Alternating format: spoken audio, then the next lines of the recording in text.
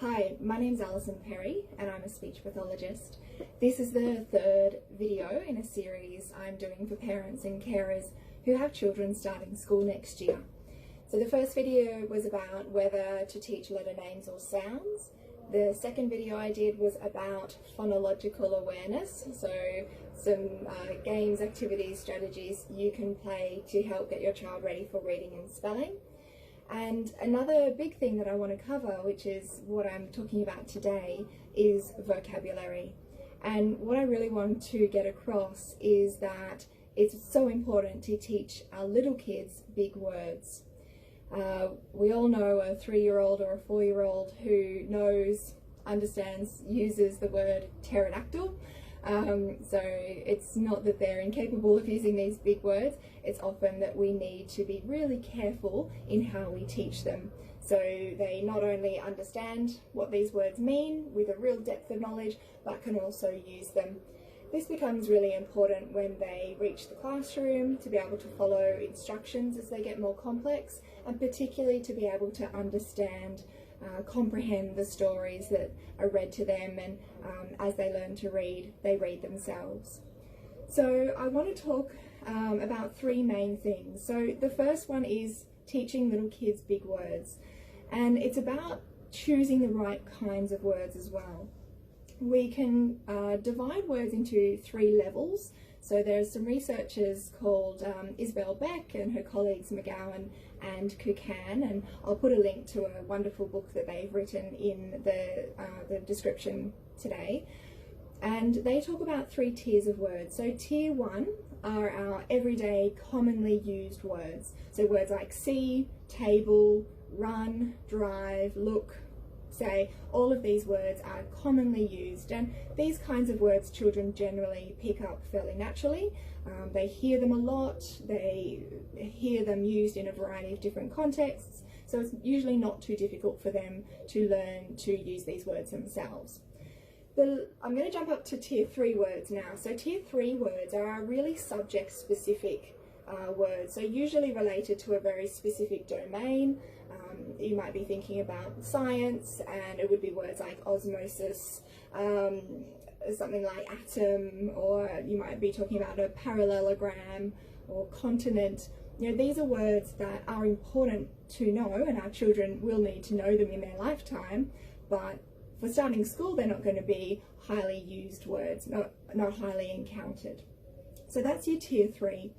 What we want to be teaching is those tier 2 words. So tier 2 words are frequently encountered, particularly in books, because we often use words and read words in written form that we don't speak and hear when we're just chatting in conversation. So they're highly frequent words and they have really high utility. So that means they can be used in a variety of ways to quite specifically convey what we mean. So these might be words like arrange or difference, impulse, compare, words that we don't use a lot in our spoken everyday language, but we will often see when it comes to reading books and understanding books, and more of that classroom kind of language. So choosing tier 2 words is something that can take a bit of practice getting used to, but it's those words that aren't subject specific, but also aren't just everyday commonly used words. I'll show you an example of how we might pick out some words, and on average, if you're thinking about choosing about 3 or 4 words a week to really focus on with your child, because to get it into their knowledge, so really deep understanding, so they not only understand what it means, but they could also use it themselves, requires a lot of repetition. So for some children, up to 30, 35, 40 exposures to a word is what they need to really internalize it and own it themselves. So this is a story by Linley Dodd, so one of my favourite authors who writes all the Harry McClary books, and this one is about Scarface Claw. So I'll give you some examples of where we might find these tier 2 words.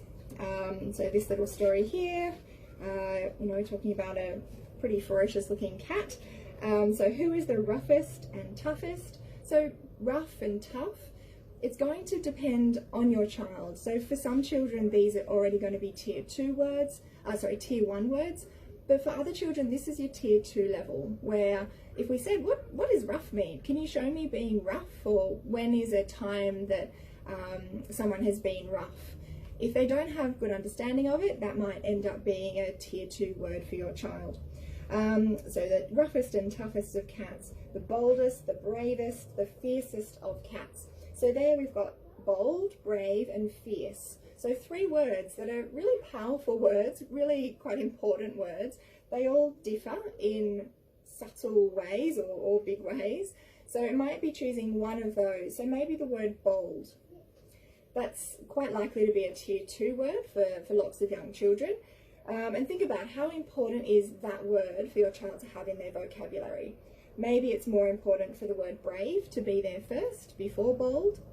But in order to get our child storing and really knowing and being able to use particular words, we need to cover a few different areas, and I like to talk about the 5 areas. So the first is phonological, so the sound base. We need to understand, if we think about the word brave, the sounds in that word. So brave has just 1 syllable, 1 beat. It has 4 sounds, b, r, a, v. Brave rhymes with pave, and if we do a nonsense word, spave. So we're talking about the sounds in that word. We also want to talk about the orthography, and that means the written form of that word. Now, for a 4-year-old, a 5-year-old at the beginning of school, knowing how to read and write that word isn't going to be important yet. But for any child older than that, we want to be showing them the written word as well. We want to talk about the meaning of it. So I'll put a link in the description to a really great website that gives student-friendly definitions. Often when we look up a word in the dictionary, there are other words in there that we also then need to look up. It makes it really hard to get a good definition. So there's a website I can draw your attention to that gives really nice student-friendly definitions. And delving a bit deeper into it. So what other words mean the same or mean something similar? What is it not? And early on, what we want to do, rather than teaching opposites, is teaching the one thing that it is. So perhaps we're teaching the word brave, rather than at the same time teaching the word scared, which I would suggest is the opposite of brave. What we would do is brave or not brave. Otherwise, we've got 2 potentially new words going in at the same time, and you are risking that a child will pull out the wrong one. So what we want to do is brave and then not brave. And then once they've mastered the concept of not brave and brave, then we add in the word scared to show, well, if we're not brave, it's because we're feeling scared, and using that as that new vocabulary once the first one is mastered. So talking about the meaning of the word is important. So we're talking about the sounds, talking about the written word when it's appropriate for our child, talking about the meaning of that word, what it is, what it isn't, so examples and non-examples. The next one is the syntax. So this is how the word works in a sentence, and how the word might be able to be changed. So I feel brave today. I'm doing something new, but I feel brave. So we can also talk about describing it as I was brave, I was the bravest, and talking about how that word might be modified. And the final one is the parts of the word. So can we add on something? So brave and bravest, that's something you can add on to the study of a word. And it's about repetition. So as I mentioned, we need to be using these words frequently, and we need to make a really conscious effort to do so. So in the car, when you're driving around, when is it possible to use the word brave? When can you talk about a time where you were feeling brave, when your child felt brave, or when you were not brave, when your child was not brave, and what happened in that way? So through that repetition, this is how we get it stored and get it to the point where the child can use it themselves.